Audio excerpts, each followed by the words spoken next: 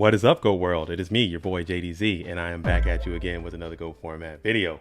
And this video is going to be a little bit different than videos that I normally do.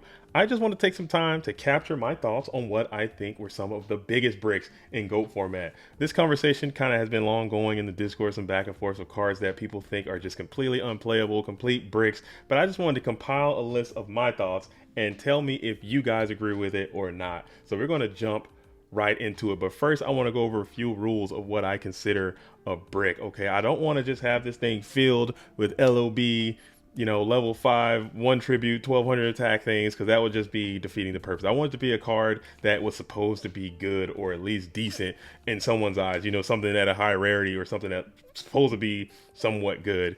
And 2, I don't want to put any ritual cards in here because ritual cards by their nature are just inherently bricky, and they require just the mechanic in goats is just a bricky situation. So I don't want to put too many ritual cards in here. I don't think I'll put any ritual cards in here as well because I think later on they get better, but in GOAT format, ritual cards are going to be what ritual cards are. So with that, we're going to go and hop on into it. The 10 biggest bricks in GOAT format. Here we go.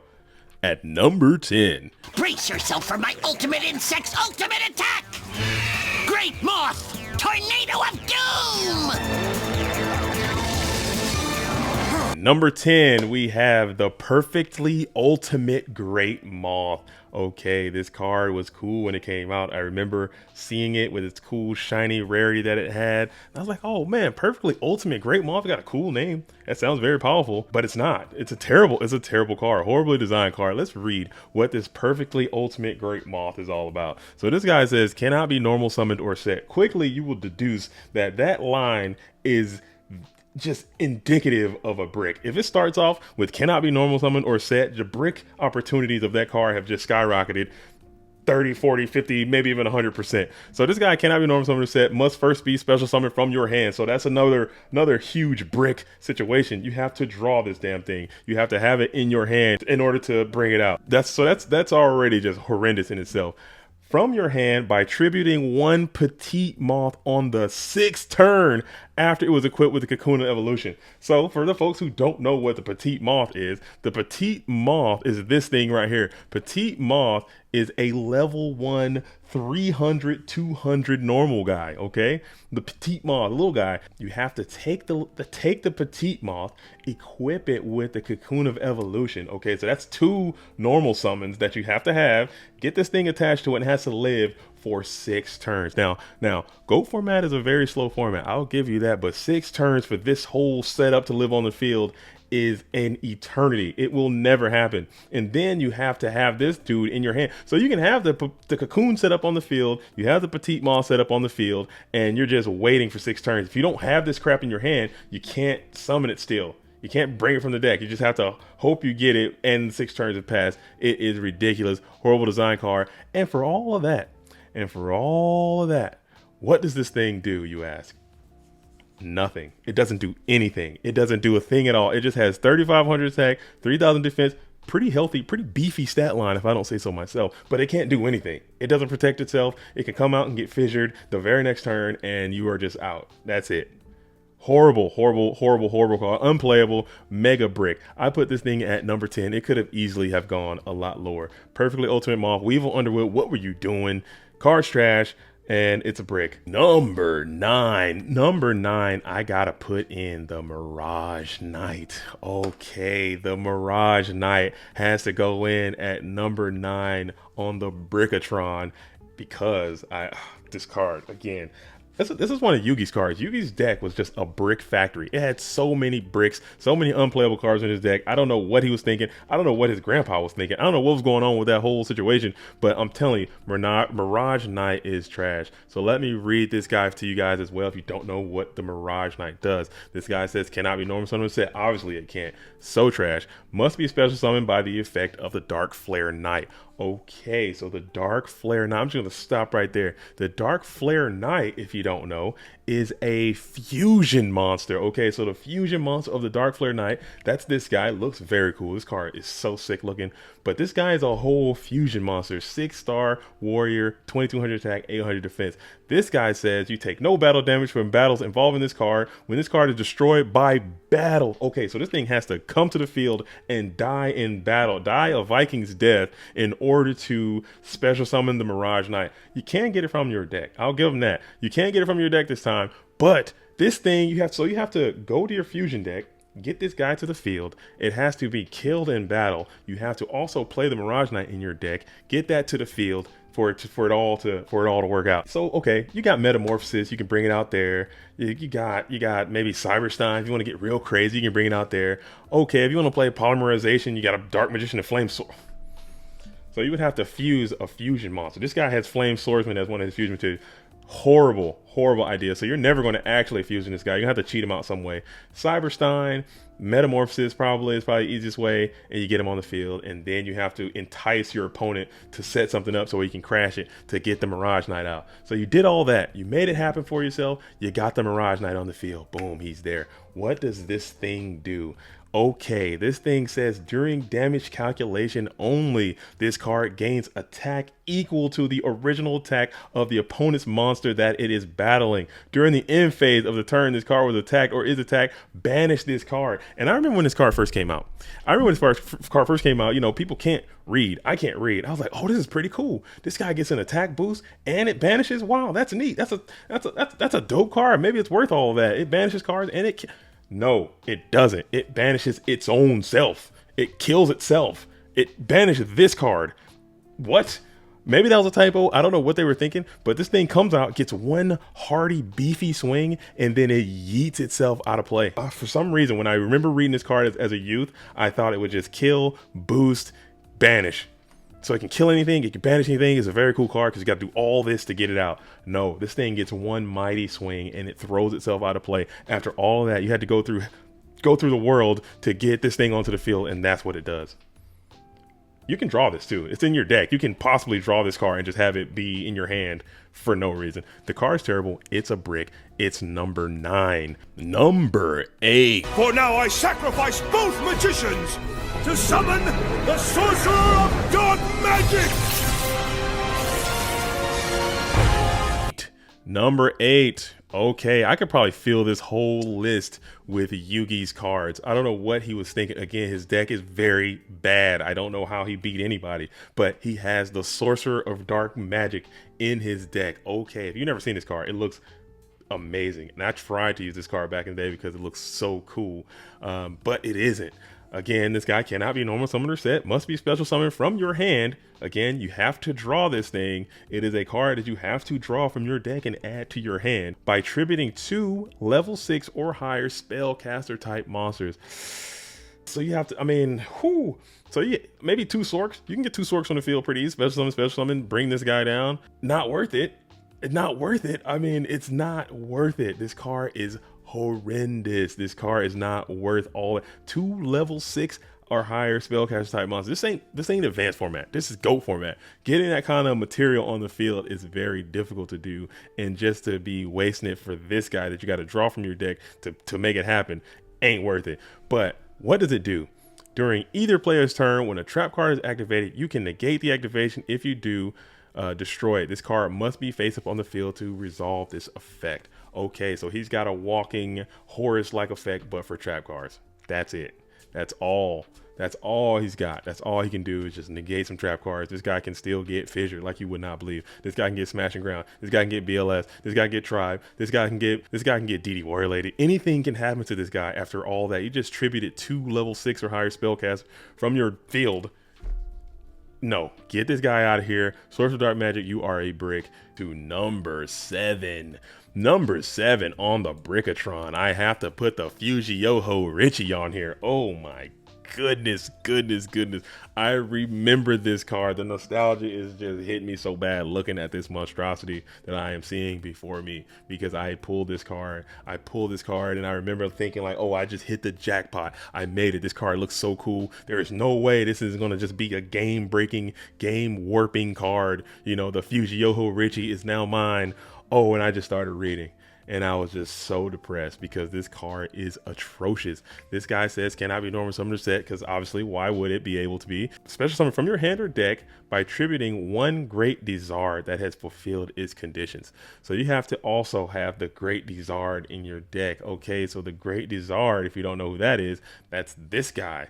This guy says when this card destroys the following number. So mind you, this guy is a level 5 1900 guy, and he's got demands. Okay, he's got to come out and kill multiple things in order to trigger this effect. That's basically what you have to do. You have to come out and kill 2 monsters with this idiot in order to trigger the effect of the Fuji Yoho Richie. That's bad. That's real bad. Yeah, you gotta kill 2 things with 1900, and they know if you got the Great Dizard, you're gonna have the Fuji Yoho Richie, so they're gonna do everything they can to get this guy out of the field. He does get a little protection after he kills one. When you do all that, you sacrifice, you get the Fuji Yoho Richie out. And then what can it do, you ask? It says you can flip this card into face down defense position once per turn during your main phase. As long as this card remains face up on the field, negate the activation and effects of all spell or trap cards that target this card and destroy them. When this card is flipped face up, you can special summon 1 zombie type monster from your graveyard. So that effect is actually not too bad. That's not too bad. I think, you know, I might have the Fuji Yoho Richie rated a little too low on the Brickatron. Maybe he can go up a little higher. That effect's not too bad, but you still have to play a lot of zombies. You have to play this guy. You have to play the Great Dizard. You have to do a lot of shenanigans in order to get it out. It is a massive brick, but it's not that bad. No, you know what? It's that bad. I'm not letting you trick me, Fuji Yoho Richie. You are terrible. You are a brick. You look cool though. I'll give you that. Still, that is a brick. Fuji Yoho Richie, number 6.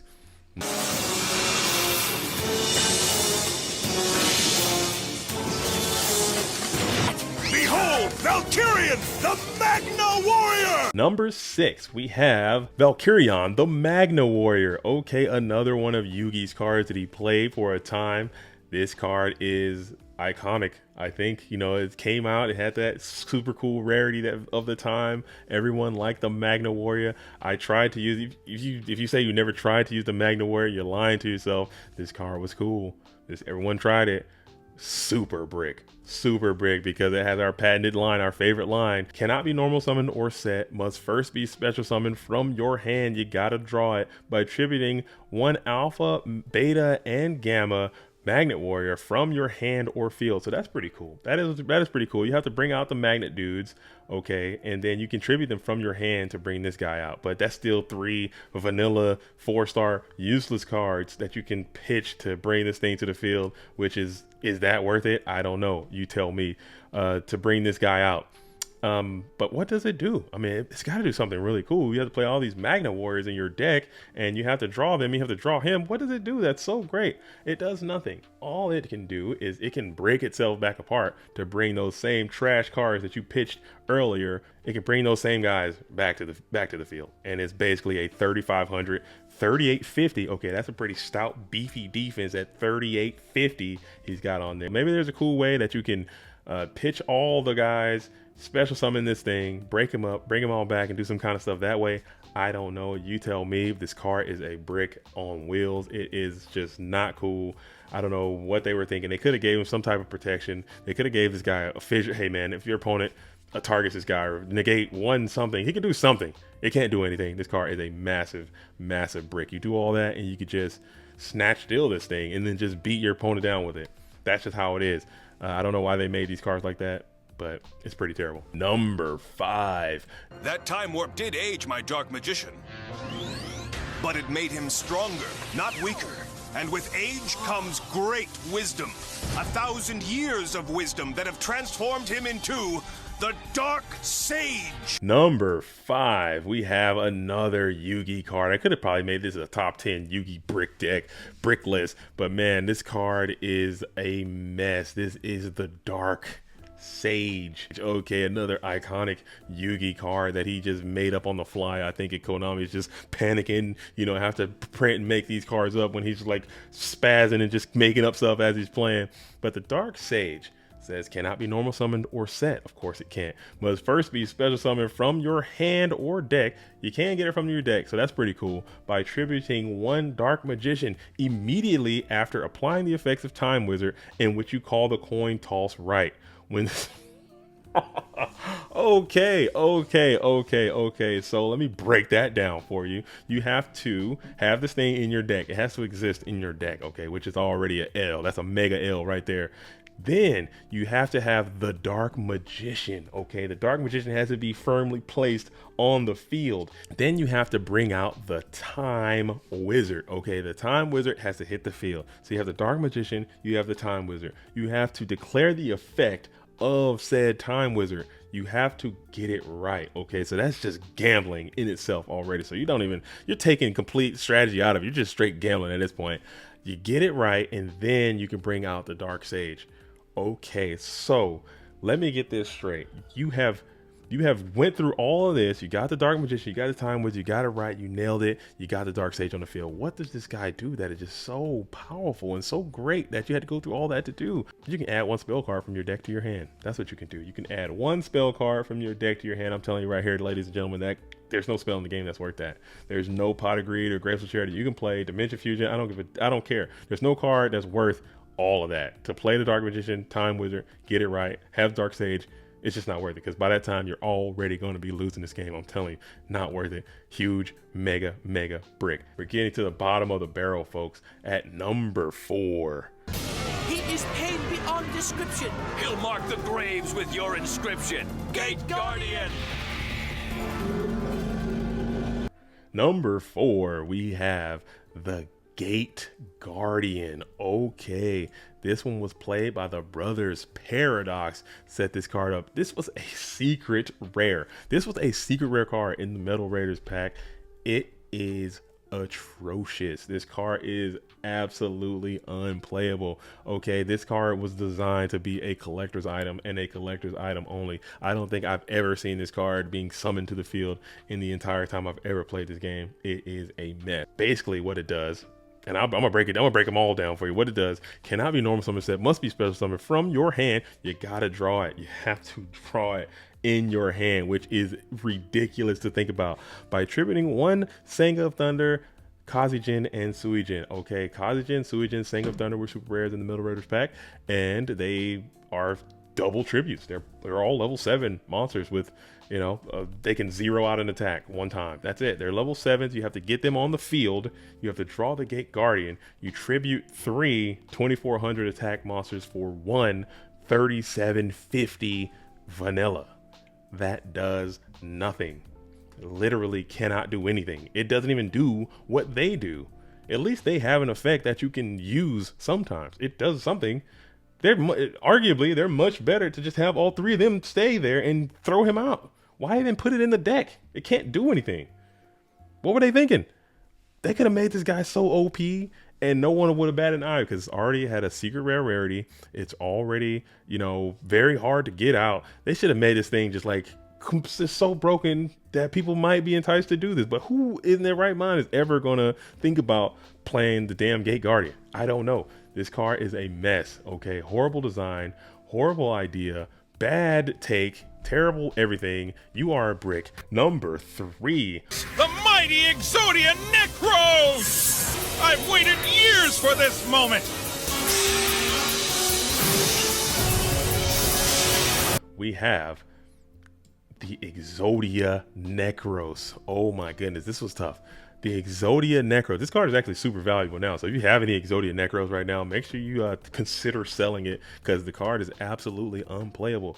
All right, this guy says, and I'm gonna break it down for you. We're gonna break down Exodia Necros. This card says cannot be normal summoned or set, must be special summoned with the contract with the Exodia. So I'm gonna pull that up. We have contract with Exodia, which says if you have all 5 of the Exodia pieces, all 5 of them, this card says if you have all 5 of the Exodia pieces in your graveyard, special summon 1 Exodia Necros from your hand. Again, you have to draw it. So you have to have all 5 pieces of Exodia in your graveyard, 1. Draw this card, 2. Have Exodia Necros in your hand, 3. Play this card and you can special summon Exodia Necros to your side of the field. What does this guy do, you ask? This card says cannot be destroyed in battle or spell a trap effect. Okay, so that's pretty good. Once per turn during your standby phase, this card gains 500 attack. Destroy this card unless all 5 pieces of Exodia are in the graveyard. So this card is actually pretty good if you can get it out. If you can manage to get Exodia Necros out, that's pretty good. It does. I wish they would have just went even further with it and just been like, hey, this card can't be affected by monster effects. This card can't be anything. Like, you can't do nothing. That might be a little pushing it too far. But this card is actually, once you can manage to get the Exodia Necros out, it's actually quite hard to get rid of it. Maybe you got Tribe, you got BLS, you got Chaos Sorcerer, you got Exile Force, you know, things like that can kind of take care of it. I think it's honestly, it's just huge brick too, because of the amount of other bricks you have to play in order to play the one brick. So you already got this guy, he's a brick, the Contractor's a brick, the piece of Exodia are a brick. It's just so many additional bricks you have to play in order to even consider playing this already mega monumental brick. Number 2. And I sacrifice all 3 to finally summon Spirit of the Pharaoh in attack mode!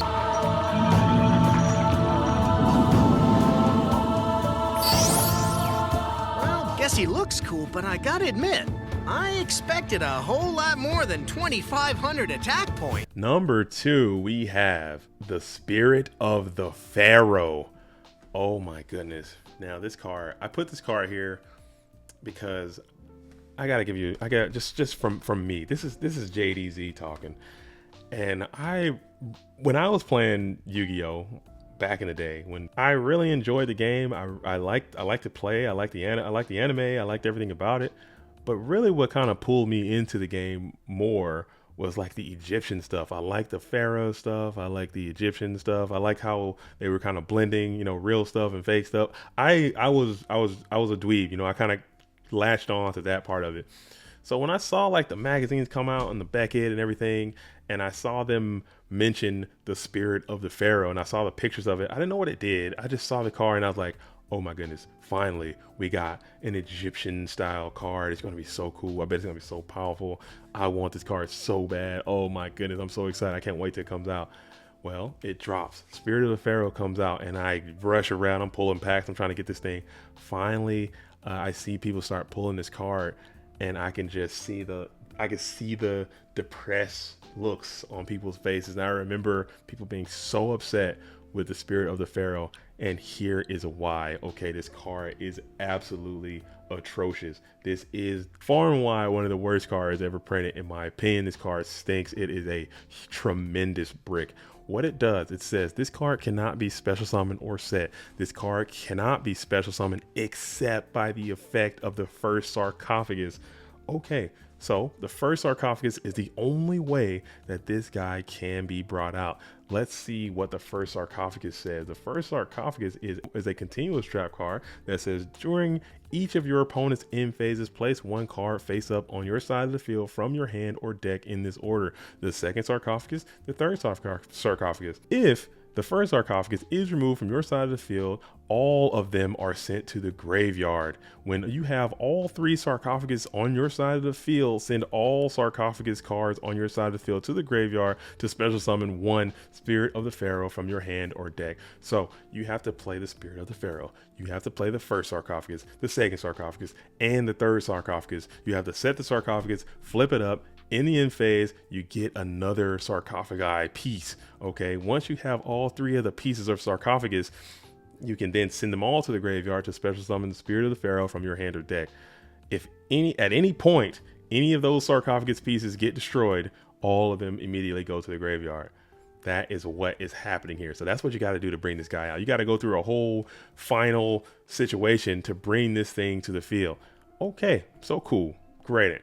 What does it do? Like, what does it do? You have to go through all this song and dance to bring this freaking guy to the field. What does he do? Oh, I'll tell you. When this card is special summoned, you can special summon up to 4 level 2 or lower zombie type monsters from your graveyard. From your graveyard. Okay, so you went through all this song and dance to get this thing onto the field. Okay, song and dance. Ha ha ha. You got your first sarcophagus up. You got your second sarcophagus. No breaker, no heavy, no dust, no MST, no giant trinate, none of that. Okay. And then you play them all down. Gotcha. And then you bring this guy out. you can special summon 4 level 2 or lower zombie type monsters from your graveyard. That's all. It's not, hey, sacrifice a level 2 or lower zombie to do something cool. It's not anything like that. That's it. That's all. It's done. Mind you, the second and third sarcophagus are continuous spells. You can't even put them on the field. You can't even set them as bluff. You have to hold them. You can draw all these cards. They're all in your deck. None of these stuff is coming from the extra deck. None of this stuff is in the side deck. It's all in your deck. These all can be drawn. You can draw the third sarcophagus like normal. You can't put it on the field. You can't do anything with it. You just have to hold it in your hand and wait for the first sarcophagus to show up. Play the first sarcophagus. You can't, if they go to the graveyard, they're gone. It doesn't bring them from the grave. It's just hand or deck. So if they get MST'd, you can't, okay, let me just bring it from the grave with this first sarcophagus. No. That's ridiculous. That is ridiculous. And it can't, and you get this thing out, and so now with this thing, you have to play you have to play level 2 or lower normal type zombie monsters in your deck as well. So your deck is now just filled with so many bricks just to support this card's effect. Up to 4. So it's up to 4, and they have to be in your graveyard. So if your graveyard's not set up, it requires setup. If your graveyard's not set up and you first sarcophagus, second sarcophagus, third sarcophagus, bring this guy out, you just brought out a 2500 vanilla that can't do anything. At least, and they can't, he doesn't, hey, okay, now tribute 1 level 2 or lower zombie type monster, and you can negate a trap or something. Nothing like that. Nothing. Oh, every turn you can do that. You can bring more level 2 or lower zombies each turn during your standby phase, special summon some more level 2 or lower zombies. Nothing. That's it. You do it one time and they're level 2 or lower normal, and that's it. And then we're chilling. This card is horrendous.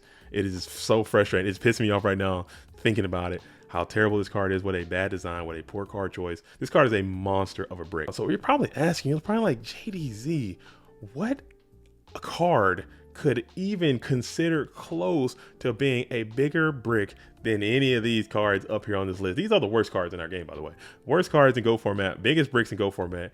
What card could ever be worse than the Spirit of the Pharaoh? And I will tell you, there is one card in our format that is technically worse than the Spirit of the Pharaoh. And the number one, The Blue-Eye Shining Dragon!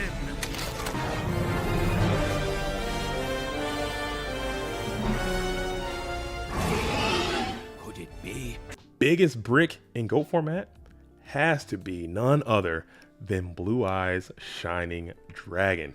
Now, again, this is my bias because all of these cards on this list I have tried at one point or another, except for the Exodia Necros. I've never tried Exodia Necros and Gate Guardian. I don't think I've ever tried Gate Guardian either. But the Blue Eye Shining Dragon, I was a Kaiba stan. You know, I enjoyed Kaiba. I started off, when I first started playing, I had the Kaiba starter deck. I was team Kaiba all the way. Still to this day, my profile picture is the Blue Eyes White Dragon because I like the Blue Eyes White Dragon. And then when I hear this thing is coming out, I'm like, oh my goodness, it's time. It's time. Blue Eyes, oh man, Blue Eyes Shining Dragon, are you kidding me? This card is going to change the game. It's over. Like, it's done. It's you're finished. What does it do? I'll tell you. Cannot be normal summoned or set. Must be special summoned from your hand. You gotta draw it. Again, you must draw it by attributing 1 Blue Eyes Ultimate Dragon. Blue Eyes Ultimate Dragon. Blue Eyes Ultimate Dragon, folks, came out well after this card existed. When this card came out, it couldn't be played. This card exists in GOAT format.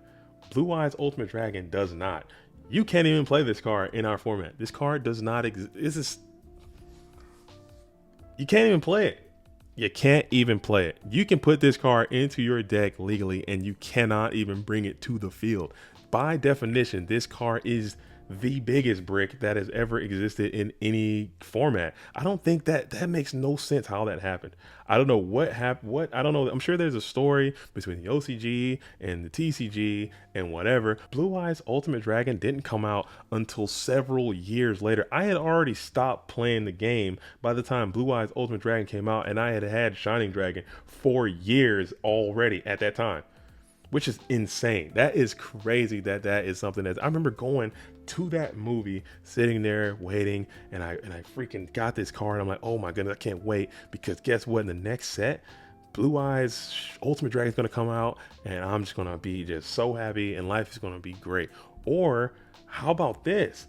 Blue Eyes Ultimate Dragon was like in one of the first episodes of the anime. Like it was there. It was on the thing. Kaiba used it. Why didn't it just come out? There's no reason you could tell me Thousand Dragon should have been a secret rare over Blue Eyes Ultimate Dragon. There's no reason you could tell me Trihorn Dragon should have been a secret rare over Blue Eyes Ultimate Dragon. There's no reason you could tell me Gaia the Dragon Champion should have been a secret rare over Blue Eyes Ultimate Dragon. No chance. That doesn't make any sense. There's no way you could tell me that card should not have existed and this card should have been playable, but it wasn't. Okay, it just didn't happen. So we'll just okay. Let's pretend for a minute that you can just warp reality and end up in a different dimension for a brief moment, and you are in a realm where Blue Eyes Ultimate Dragon existed in GOAT format. Now you have to get Blue Eyes Ultimate Dragon onto the field, maybe via Cyberstein or some other card. Get him onto the field. What does it do? And you draw this thing, you have it on the field, you sacrifice it. What does it do? This card gains 300 attack for each dragon type monster in your graveyard only, not both, just yours. When a card or effect is activated that targets this card, you can negate that effect. So it does get a little personal protection, but it doesn't stop Tribe, it doesn't stop Fissure, it doesn't stop Smash the Ground, it doesn't stop DD Warley, it doesn't stop Mirror Force, it doesn't stop Torrential Tribute, it doesn't stop any of these cards that people play so heavily. So you get this thing out, you just tributed a 4500 beat stick to bring out this thing, which is probably going to be weaker because it only boosts from your own graveyard, and you're probably not playing that many dragons anyway because you just cheated this thing onto the field. So even if you enter a different dimension and you're able to play this card, which you can't even play it in our game, it still sucks. It's still a bad card. It's still a horrible design card. It's still extremely stupid, and I hate it, and I'm pissed. Now I'm upset. It's still just a bad card. It's still just a bad card all around. I don't know. But this is my list. Now I'm upset. I've ruined my day. Just so upset thinking about these cards and how much misery they caused me in my childhood. But tell me what you guys think. Did I get it right? Did I get it wrong? I'm sure I'm missing some other cards that are absolute bricks as well. Maybe you can tell me in the comment section what cards you feel I left off, what cards you think were bigger bricks than others. And if I'm right, let me know. All right. But that's it. That's what I think. Here are the biggest bricks to GOAT format. I'm JDZ. I play GOAT. So next time, shout out to real ones. Salute to OGs. Peace.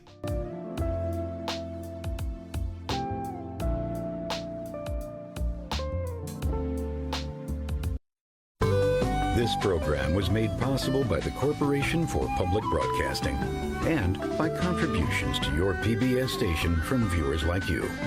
Thank you.